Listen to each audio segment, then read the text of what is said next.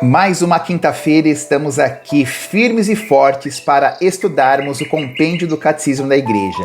E hoje a segunda parte sobre aquele tema forte, tema pesado, mas que é importante termos consciência, entendermos o posicionamento da Igreja. O tema da queda, o pecado original. Fica comigo!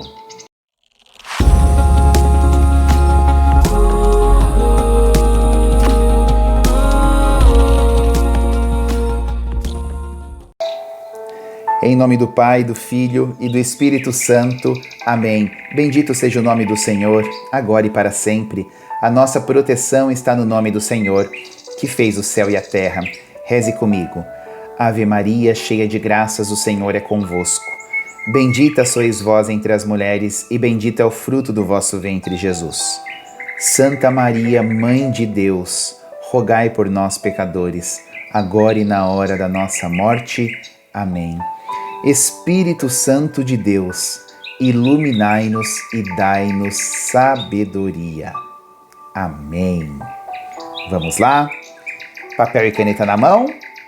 Para a segunda parte do estudo sobre a queda. Quinta-feira passada, nós estudamos a primeira parte e discutimos perguntas da seguinte maneira. Olha, como que era compreendida a realidade do pecado, como foi a queda dos anjos e em que consistia o primeiro pecado do homem. E hoje nós vamos concluir esse estudo importante sobre a queda. Por que é importante?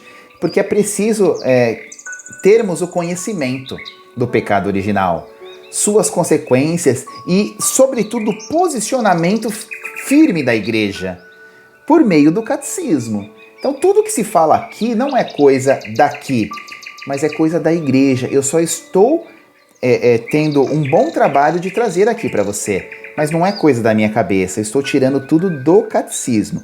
Então, o catecismo da Igreja Católica, o compêndio, o resumo desse catecismo, tá bom? Vamos lá? Pergunta 1, e de número 76 do compêndio, você que tem o compêndio, acompanha aí, número 76. O que é o pecado original? Preste atenção. Resposta. O pecado original, no qual todos os homens nascem, é o estado de privação da santidade e da justiça originais. É um pecado por nós contraído, não cometido. É uma condição de nascimento e não um ato pessoal. Em virtude da unidade de origem de todos os homens, ele se transmite com a natureza humana aos descendentes de Adão. Não por imitação, mas por propagação. Essa transmissão permanece um mistério que não podemos compreender de forma plena. Muito bem. Pontos-chave dessa resposta. O que é o pecado original? Primeira coisa que a gente precisa entender. Todos nós nascemos com essa mancha do pecado original. Aí você pode falar assim para mim, mas Ciro, eu não estava lá no Jardim do Éden. Não fui eu que desobedeci a Deus. Foi Adão, foi Eva. É verdade. Mas todos nós nascemos com o pecado original, não porque o cometemos, mas porque o contraímos, por sermos da descendência de Adão. E o resultado, né, do pecado original, tanto para Adão e Eva, quanto para nós que contraímos, foi a privação da santidade e da justiça original. Aquela forma de se viver sem sofrimento, sem morte, diante de Deus o Criador, infelizmente o pecado quebrou essa condição. E de lá para cá, o ser humano convive com a morte, com o pecado, com guerra, com fome, enfim, com tantas situações negativas, frutos deste pecado original, tá? Vamos lá, então está claro que você não cometeu ele, você contraiu, né? Então, o pecado original é uma condição do nascimento. Todo ser humano que nasce, ele nasce com esse pecado original, com essa condição. Não é por um ato pessoal, não foi cometido por mim, por você, por quem nasce, tá? Olha aqui, ele ainda enfatiza, né? Não foi por imitação, que nós nascemos com o pecado original, mas foi por propagação. É como se fosse um vírus letal, né? Que todos ali que estão envolvidos na condição humana pega, não há o que fazer. Você está entendendo, né? Dando exemplo como se fosse um vírus, né? E aí o compêndio, com humildade, vai dizer que essa condição permanece um mistério que a gente não pode compreender plenamente. Mas nós vamos entender nas próximas respostas o que acabou com o pecado original, quem venceu isso e de que maneira foi vencido. Próxima pergunta, a segunda de hoje é de número 77 do compêndio. Que outras consequências provoca o pecado original?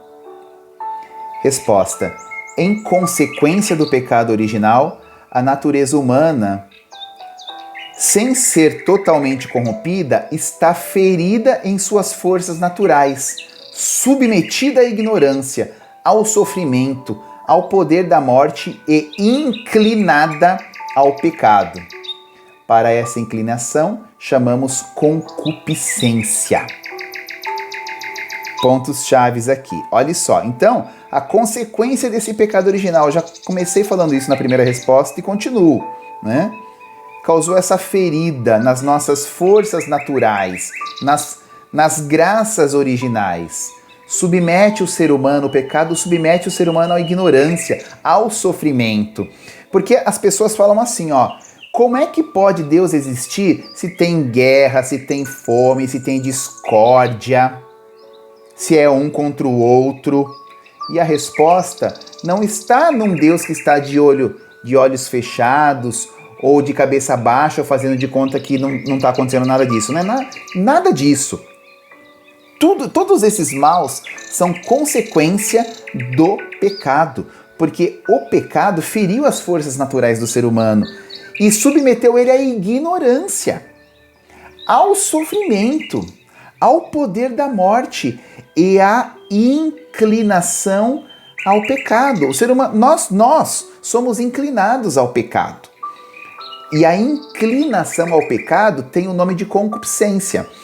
E essa concupiscência está dentro de nós. Não tem como fugir disso, meu irmão e minha irmã. A concupiscência, numa outra maneira de explicar, são como que sementes do mal que está dentro de nós. E se eu regar essas sementes, vai só crescer besteira dentro de mim. Lembra no Evangelho de São Marcos, no capítulo 7, versículo 20 e 22, Jesus disse que o que torna o homem impuro não é o que entra pela boca, mas é o que sai da boca. E o que sai da boca está dentro do coração. E essas sementes da concupiscência estão aqui. E à medida que eu vou regando elas, vai se tornando mal na minha vida e na vida das pessoas que convivem comigo. Então, por isso a necessidade de estar em contato com Deus, com sua igreja, sempre buscando a misericórdia, o amor de Deus, o convívio com os irmãos. Pecou, errou, se confessa, comungue sempre, porque a Eucaristia é a própria presença do Senhor Jesus que vai acalmando o nosso coração. Quanto mais eu me afasto de Jesus, é a mesma coisa de eu estar regando essa concupiscência. Quanto mais eu estou próximo de Jesus, eu estou esmagando essas sementes más dentro de mim. Tá bom? Última pergunta desse estudo sobre a queda. Terceira de hoje é de número 78, do compêndio. Pergunta: depois do primeiro pecado, o que fez Deus? Resposta: depois do primeiro pecado, o mundo foi inundado pelos pecados. Porém, Deus não abandonou o homem ao poder da morte, mas ao contrário, prognosticou-lhe de modo misterioso no proto-evangelho, Gênesis 3,15, que o mal seria vencido e o homem elevado da queda. É o primeiro anúncio do Messias Redentor. Por isso, a queda será chamada de feliz culpa, porque mereceu tal e tão grande Redentor. Inclusive, isso é rezado na liturgia da Vigília Pascal. A queda é chamada de feliz culpa porque mereceu tal e tão grande Redentor. Meu irmão, em Jesus somos mais. Deus é mais. Precisamos do Senhor que morreu por nós, carregando na sua costa o lenho da cruz, que foi pregado e morto no alto da cruz. Essa morte, com a sua posterior ressurreição, venceu o pecado. Obviamente que o mundo está aí. Nós estamos agora no pós-ressurreição e antes da segunda vinda, nesse momento da igreja, no momento da misericórdia, que cabe a mim e você é buscar o Senhor que nos deu, por sua paixão, morte e ressurreição, a possibilidade de uma vida nova. Que Deus nos abençoe e nos guarde, que Nossa Senhora nos cubra com seu manto sagrado. Olha só, nós concluímos então aqui o primeiro capítulo do Credo. Nós estudamos durante 45 perguntas e respostas.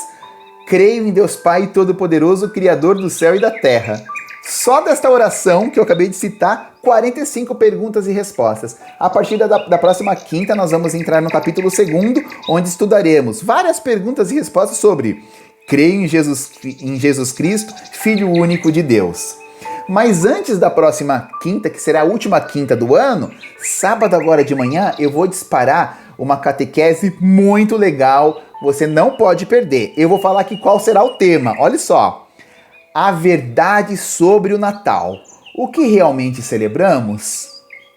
Por favor, vai ser uma resposta da igreja sobre aquilo que nós celebramos, o que é realmente o Natal, a verdade sobre o Natal, tá bom? Ative o sininho de notificação, porque quando eu postar vai chegar para você, tá bom? Se puder, dá um joinha, um like, compartilhe se foi bacana para você esse estudo, se inscreva no canal se você ainda não for inscrito, e a gente vai dando prosseguimento por aqui, tá bom? Louvado seja o nosso Senhor Jesus Cristo, para sempre seja louvado. Em nome do Pai, do Filho e do Espírito Santo. Amém. Até sábado agora, dia 24, e salve Maria.